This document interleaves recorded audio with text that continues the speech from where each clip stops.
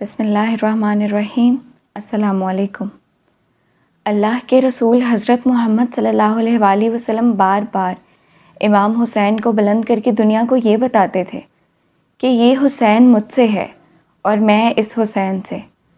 اے لوگو، اگر اس حسین پہ کوئی مشکل وقت آ جائے اور یہ تم سے مدد طلب کرے تو اس کا ساتھ دینا، کیونکہ یہ جنت کے جوانوں کا سردار ہے، میرا خون ہے، میری اولاد ہے۔ لیکن افسوس، ابھی رسول اللہ کی رحلت کو تھوڑا وقت ہی گزرا تھا کہ کربلا کے میدان میں ایک طرف 9 لاکھ کا مجمع تھا تو دوسری طرف وہ حسین جس کو اللہ کے رسول اپنے کاندھوں پہ سوار کرتے تھے۔ امام حسین علیہ السلام اپنے نانا کی امت سے بار بار کہتے رہے کہ کیوں میرا رستہ روکا ہے؟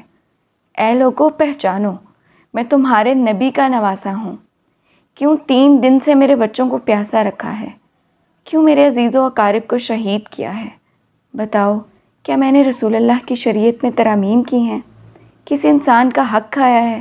کسی انسان پہ ظلم کیا ہے؟ اتنے میں فوج یزید ایک آواز میں کہنے لگی، اے حسین، ہم سب تجھے تیرے بابا علی کے بغض میں شہید کر رہے ہیں تاکہ یزید ہماری جھولیاں دولت سے بھر دے۔ امام حسین نے فرمایا، اے لوگو، آج جس اسلام کا علم تمہارے ہاتھوں میں بلند ہے، یہ علم میرے بابا علی نے بلند کیا۔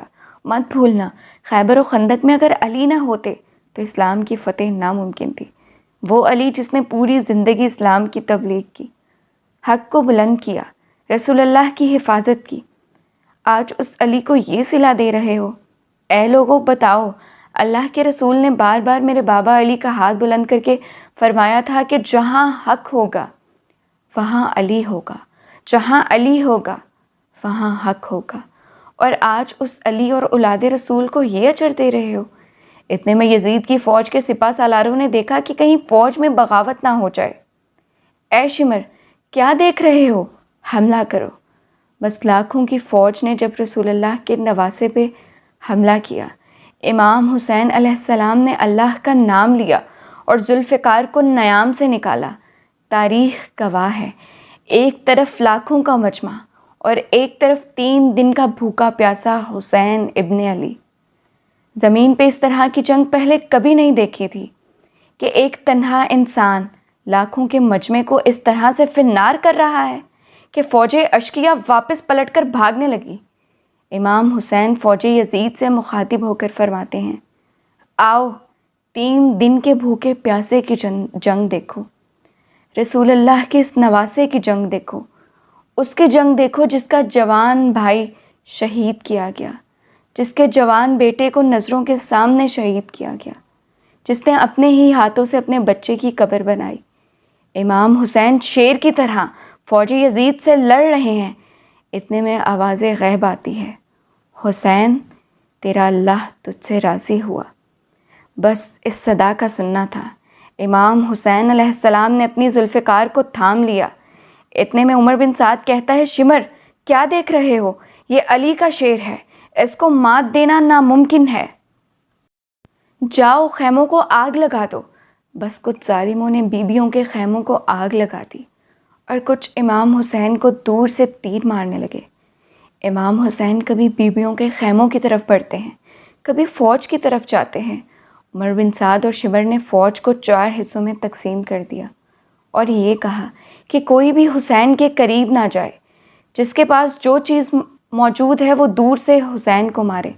جس کے پاس نیزہ تھا اس نے نیزہ مارا، جس کے پاس تیر تھے وہ تیر مارتا رہا، جس کے پاس برچیاں تھیں وہ برچیاں مارنے لگے۔ تاریخ نے لکھا، جس کے پاس مارنے کے لیے کچھ نہ تھا وہ کربلا کی گرم زمین سے مٹی اٹھا کے امام حسین کی طرف پھینکتا رہا۔ آپ کے جسم مبارک پہ اتنے تیر تھے کہ آپ کا جسم مبارک نظر تک نہیں آ رہا تھا۔ بس جیسے ہی نواسے رسول گھوڑے کی زین سے زمین پہ آتے ہیں، فوج یزید جھومنا شروع کر دیتی ہے۔ لیکن اتنے میں وہ گھوڑا جس پہ آپ سواری کیا کرتے تھے وہ امام حسین کے چاروں طرف گھومنا شروع کر دیتا ہے تاکہ ان تیروں سے وہ اپنے آقا حسین کو بچا لے۔ وہ گھوڑا دوڑ ہی رہا تھا۔ اتنے میں عمر بن سعد نے کہا، اے لوگو، رکو، میں نے اپنی آنکھوں سے دیکھا تھا، اس گھوڑے پہ اللہ کے رسول سواری کرتے تھے، کہیں تیر اس گھوڑے کو نہ لگے، اور یوں تیروں کو چلانا بند کیا گیا۔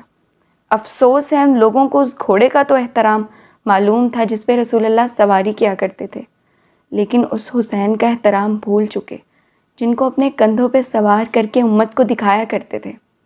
بس امام حسین علیہ السلام زمین کربلا پہ اپنا سر رکھ کے اللہ کا شکر ادا کر رہے ہیں اور رو رہے ہیں، اور وہاں فوج یزید کے مختلف سپاہی امام حسین کا سر کاٹنے کے لیے قریب آتے ہیں۔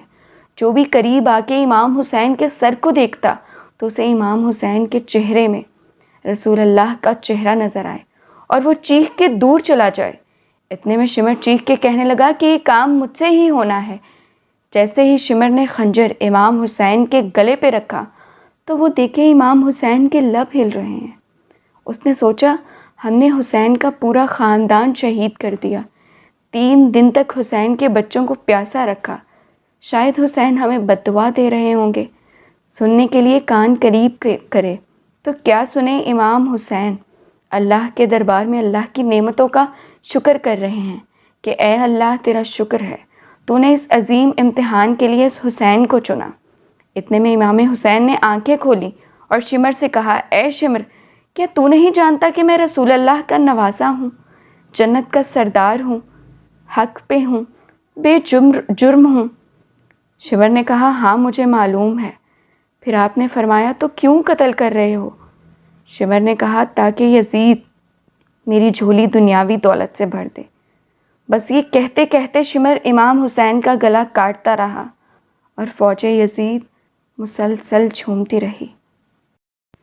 امام حسین کے سر قلم ہونے کے بعد سادات کو لوٹا گیا۔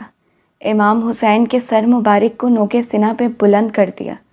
بی بی سکینہ کو تماچے مارنے لگے، رسول اللہ کی نواسیوں کے سروں سے چادروں کو لوٹ لیا اور امام حسین کے جسم مبارک کی توہین کرنے لگے۔ تاریخ نے لکھا امام حسین کے جسم پر جو جو چیزیں تھیں ان کو لوٹنے لگے۔ اتنے میں ایک شخص امام حسین کے جسم کے قریب آیا۔ امام حسین کے ہاتھ میں ایک انگوٹھی پہنی تھی، اتارنے کی کوشش کی، نہ اتری، وہ انگلی کاٹ کے انگوٹھی لے گیا۔ آپ کے جسم مبارک کو رسیوں سے باندھ کے کربلا کی گرم زمین پہ ادھر سے ادھر پھیرایا گیا۔ اتنے میں عمر بن سعد نے کہا اے شمر، حسین اور اس کے ساتھیوں کی لاش کا وہ حشر کرتے ہیں کہ رہتی دنیا تک کوئی بھی یزید کے خلاف آواز نہ اٹھائے۔ سب کے جسم سے سروں کو کاٹ لو اور سب کی لاشوں کو پامال کر دو۔ زمین کربلا گواہ ہے، کہیں سے کوئی قبیلہ اٹھ کے آتا اور کہتا ہم حر کی لاش کو پامال نہیں ہونے دیں گے۔ کہیں بی بی ام لیلہ کا قبیلہ آتا اور کہتا ہم علی اکبر کا لاشا پامال نہیں ہونے دیں گے۔ ایک ایک شہید کی لاش پامال ہونے والی جگہ سے ہٹائی گئی۔ تاریخ گواہ ہے، صرف رسول اللہ کا نواسا کربلا کی گرم زمین پہ پڑا رہا اور مغرب کے گھوڑے مشرق کی طرف، مشرق کے گھوڑے مغرب کی طرف دوڑتے رہے۔ امام حسین کا جسم پامال ہوتا رہا۔ امام جعفر صادق علیہ السلام فرماتے ہیں میرا سلام ہو میرے اس دادا پر جس کی لاش کو اس طرح سے پامال کیا گیا کہ ان کی دائیں پسلیاں بائیں پسلیوں کی طرف چلی گئیں اور بائیں پسلیاں دائیں پسلیوں کی طرف چلی گئیں، جن کا سینہ اور پشت ایک ساتھ ہو گیا۔ سلام ہو میرے اس بے وطن دادا حسین پر جس کے جسم مبارک کے ٹکڑوں کو زمین کربلا پہ بکھیرا گیا۔ سلام ہو، سلام ہو، سلام ہو۔